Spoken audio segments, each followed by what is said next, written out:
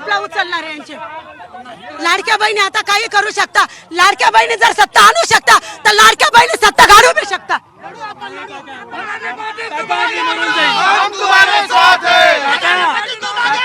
मी तिथेच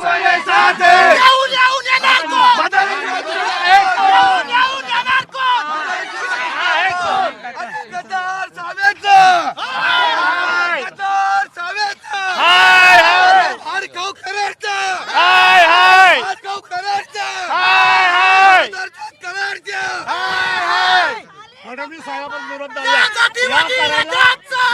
हटवलं नाही सावेला हटवलं नाही तर बीजेपी बीजेपी संपून जाणार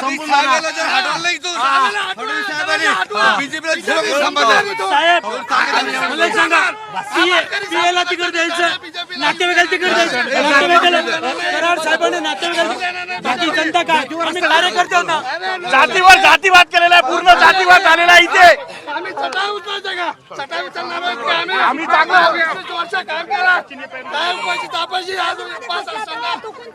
आम्हाला न्याय पाहिजे न्याय पाहिजे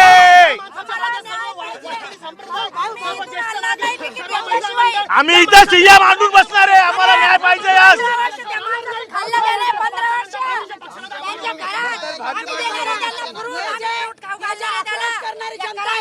ही काय प्रशांत पाटीलची नातेवाईक नाही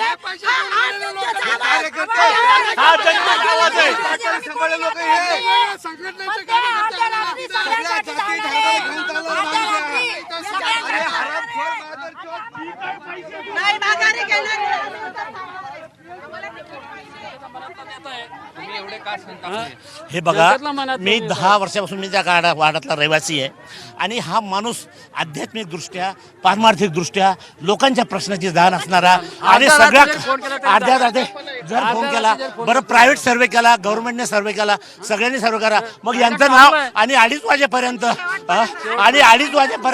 नाव होतं तुम्ही फॉर्म भरा म्हणले आणि ऐन वेळेवर दुसऱ्याला भरायला लावला मग हे जे राजकारण आहे हे पर्सनल जातीचं राजकारण यांनी करायला नाही पाहिजे बस हा दोष आहे बीजेपी एवढा चांगला पक्ष असताना या लोकांमुळे बदनामी होते बीजेपी चांगल्या पक्षाची हे जे लोकल 2 मंत्री आहेत हे बदनामी करतायत हा सगळा रोष भागवत कराड आणि अतुल सावेंवर आहे हे दोघा लोकांनी राजकारण केलं आणि ऐन ज्या लोकांचं नाव तुम्ही आज सर्वे करा नाही तर आम्हाला मारून टाका जर कधी 10% लोकांनी जरी ओळखलं 5% लोकांनी ओळखलं ना तर तुम्ही त्यांना तिकीट द्या प्रशांत भदानेची कोणात कोणीच नाही आम्ही वार्डातले माणसं आहेत राजधानी त्यांच्यासाठी इतका आक्रोश हो तेच आमच्या कामाला येतात आमची कामं करतात आमच्या सुखदुःख वाटत भावनेचा आदर करणारे माणसं आहेत म्हणून ना जात ना पात जात नाही पात नाही वृद्ध माणसापर्यंत काळजी घेणारा सुखदुःखात उभा राहणारा प्रत्येकाचे म्हणजे नवरात्र असो गणपती असो सुखदुःख असो आक्रोश म्हणजे का की यांनी आम्हाला मी स्वतः बरोबर 2:30 वाजेपर्यंत तिकीट तुमचं झालेलं आहे नाव सांगा पत्ता पाहिजे होता आम्ही सतत सांगत होतो वार्डातले कितीतरी लोक वानखेडे सरांना मेसेज करत होते की आमच्या प्रभागातून आपल्या प्रभागातून आम्हाला ह्या भागामध्ये प्रशांत भदाने पाटील पाहिजे आज कमीत कमी तुम्ही सर्वे जर केला आता सुद्धा सर्वे करा तुम्ही जर 70% लोक नाही प्रशांत भदाने पाटील उद्विग्न काय झालं त्यांनी आम्हाला 2:30 वाजेपर्यंत झुलवत ठेवलं आणि ऐनवेळेवर असं केलं हा जो बदमाशपणा आहे या मंत्री लेवलच्या माणसाचा हा लोकांशी जनतेशी वागण्याचा आम्ही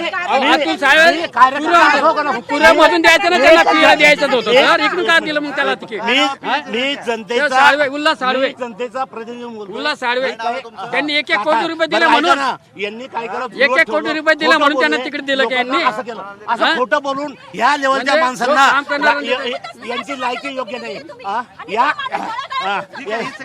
आपण पाहतोय की हा सगळा राडा सुरू आहे भाजपाचा आणि या ठिकाणी काही महिला आणि पुरुष या ठिकाणी दाखल झालेले आहेत आणि आत्मदहनाचा प्रयत्न या ठिकाणी करण्यात आला अतुल सावे असतील भागवत कराड असतील यांच्या गाडीवर देखील दगडफेक काळं लावण्यात आलेलं होतं काय सांगाल मी ताई? प्रशांत बदाने पाटील या एक निष्ठावंत कार्यकर्त्याची मिसेस आहे. माझ्या नवऱ्याला काही पैसा हा येतो नव्हता समाजकार्यासाठी, त्यांनी खूप धडपड केलेली आहे. कराड याला आम्ही कितीतरी कार्यक्रम याच्या हाताने आमच्या प्रभागात घेतलेले आहेत.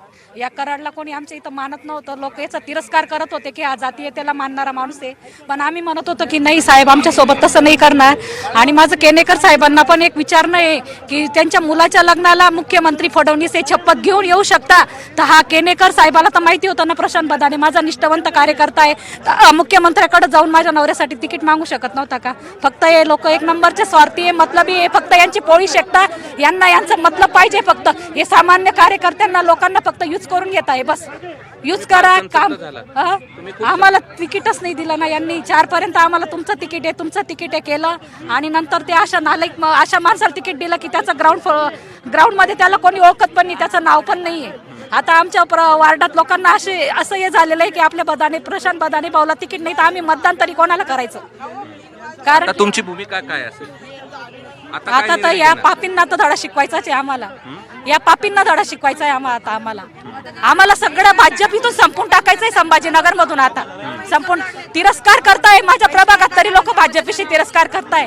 कारण की एका निष्ठावंत माणसाला ते करू शकत नाही. आमचा वार्ड हा शिवसेनेचा होता, तेवढ्या शिवसेनेत मी आणि माझा नवराच आम्हीच एक भाजपचा झेंडा घेऊन फिरत होतो 10 वर्षापासून.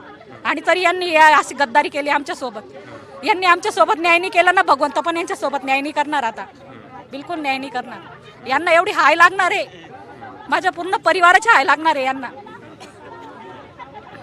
आता तुम्ही भूमिका काय घेणार? तुमचा निर्णय काय करणार? नाही, आमच्या प्रभागात तर सगळ्यांनी ठरवून घेतलेलं आहे की यांना प्रचाराला पण येऊ द्यायचं नाही, यांना मतदान करायचं नाही, या नालायक लोकांना. बरं का, की यांना म्हणजे ते काय, आम्ही जरी तिकीट घेऊन पडलो असतो ना आम्हाला एवढं दुःख झालं नसतं. यांनी आमच्या पाठीवर वार केला, यांनी फक्त धोका दिला आम्हाला, खूप धोका दिला. आणि आमचं नाव घराघरात होतं, दारादारात होतं, म्हाताऱ्यांमध्ये होतं, यंग पोरांमध्ये होतं, सगळ्यांमध्ये होतं की प्रशांत मामाला आणायचं. प्रशांत मामा एक फोनवर येणारा माणूस आहे, सगळ्यांसाठी काम करणारा माणूस आहे, तळागाळातला माणूस होता, साधा माणूस होता. पण यांनी सगळं आमचा गळा कापून टाकलेला आहे नालायक लोकांनी. पण यांना विचारायचंय मला की यांनी असं केलं का बरं? काय केलं का बरं? यांची जर पैशाची डिमांड राहिली असती तर आम्ही यांना पैसा आणून दिला असताना तिकिटासाठी. बरं का, यांनी हे आमच्यासाठी जेवल्यानं आमच्या सोबत केलं का बरं? अन्याय का बरं केलं यांनी अन्याय? मला हे विचारायचं आहे यांना. हे जिथं पण असतील ना, हे जर बघत असतील तुमच्या मीडियाच्या मार्फत मध्ये, पण या कुत्र्यांना विचारायचंय. मी एक घरात राहणारी बाई होती, पण माझ्या नवऱ्याला आवड असल्यामुळे मी दारादारात जात होती की माझ्या यांच्यासाठी की जाऊ दे बाबा, आपल्या नवऱ्याचं नाव आहे, त्यांना समाज मानतो, त्यांना समाजासाठी काहीतरी करायचंय. तुमच्या डोळ्यात अश्रू आहेत? अश्रू नाही, माझा आत्मश्राप देतो या लोकांना. माझा अश्रूच नाहीये, माझ्या आत्म्यातून श्राप निघतोय यांच्यासाठी की यांनी केलं का बरं असं?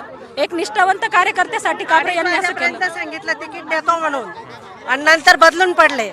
हे चांगलं नाही, अन्याय केला माझ्या भावावर. त्यांनी शेवटी जातीवाल्यांकडे वळवलं. मी वार्डातलीच आहे. आमच्या इथं भरपूर कार्यक्रमाला प्रशांत भैयाने सपोर्ट केलेला आहे. गणपती उत्सव असू देत, नवरात्राचा उत्सव असू दे, मंदिर बांधकाम असू दे, प्रत्येक गोष्टीला त्यांनी खर्च केलाय. रात्रंदिवस सगळ्यांच्या याच्यामध्ये आहेत. ते एक आवाज दिला की ते रात्रीतून आमची कामं करू राहिलेत. आणि आम्हाला माहिती होतं की कमळ हे येणारच आहे, 100% येणार आहे. नाही, आता हे पहा, एकतर आमच्या माणसाचं 20 वर्षापासून खर्चीकरण केल्यासारखं झालं. आमचा 20 वर्ष झाला आमचा माणूस कार्यरत आहे. आणि आमच्या लहान म्हणजे आमचे नवरात्र असो, गणपती असो, सुखदुःख असो, आम्ही हक्कानी प्रशांत दादाला बोलवत होतो. आणि ह्या म्हणजे उमेदवाराच्या मिसेस आणि मी घराघरापर्यंत पोहोचून आम्ही सांगत होतो की आपल्याला भाजपचा वाढ निवडून आणायचा आहे, भाजपचं आपलं हे करायचंय. ह्या बाईनं घर पाहिलं नाही, लेकरू पाहिलं नाही. आम्ही सकाळी 10 ते संध्याकाळी 7 वाजेपर्यंत हिंडत होतो आणि आम्ही कुठल्याही कुणाच्या विरोधात नव्हतो प्रचार करत, आम्ही भाजपचा प्रचार करत होतो. भाजप हा एक असा पक्ष आहे, आजपर्यंत आम्हाला असं वाटत होतं की काम पाहतो, निष्ठा पाहतो, पण आमच्या काम करणाऱ्या माणसाला त्यांनी तिकीट नाही दिलं. आणि जे काम करत नाहीत, जे हरामखोर आहेत, ज्यांची ओळख नाही, त्यांना तिकीट दिले, तर हा आमच्यावर अन्यायच आहे काय? आणि याच्यानंतर पक्षावर कोणीही विश्वास ठेवणार नाहीये. आज तुम्हाला हे लोक, आम्ही खूप लिमिटेड लोक, म्हणजे हे स्वतः आम्ही हे स्वतः लोक सगळे स्वतःहून आलेले आहेत. आम्ही कोणालाही बोलवलेलं नाहीये. दादा शांत बसले होते, पण पक्षाचं म्हणणं आहे, सगळ्यांच्या बायकांचं म्हणणं आहे, जनतेचं म्हणणं आहे की दादा आपण एवढं सगळं केलं तर तुम्ही शांत का बसले? त्यांना जाब विचारायला जायचंय. हे सगळ्या जनतेचा निर्णय होता म्हणून दादा इथपर्यंत आले. दादा शांत बसले होते. दादा म्हणे स्वहा मी जे केलं ते देवाला माहिती, देवाच्या चरणी अर्पण केलं होतं त्या माणसाने.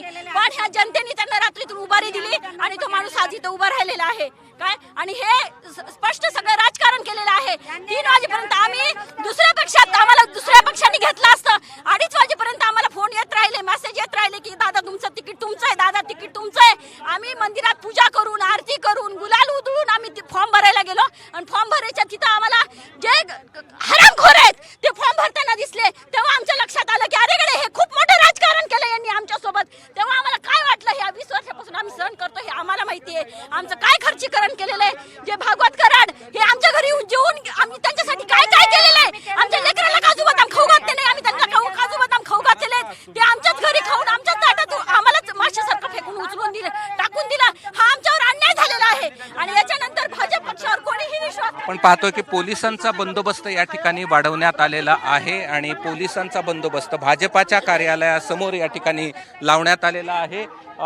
इथे जर आपण पाहिलं तर पोलीस बंदोबस्त या ठिकाणी वाढवण्यात आलेला आहे. हे मध्यवर्ती प्रचार कार्यालय आहे भाजपाचं आणि आपण आता पाहतोय की इथे विशेष पथक पोलिसांचं या ठिकाणी तैनात करण्यात आलेलं आहे आणि पोलिसांचं बंदोबस्त या ठिकाणी वाढवण्यात आलेला आहे. आणि आपण पाहतोय की PI असतील, DCP असतील, अन्य अधिकारी या ठिकाणी उपस्थित आहेत आणि सूचना केल्या जात आहेत की आतमध्ये कोणालाही या ठिकाणी प्रवेश दिला जाऊ नये आणि पोलिसांचा बंदोबस्त देखील या ठिकाणी मोठ्या प्रमाणात तैनात करण्यात आला आहे. ABP माझा, उघडा डोळे बघा नीट.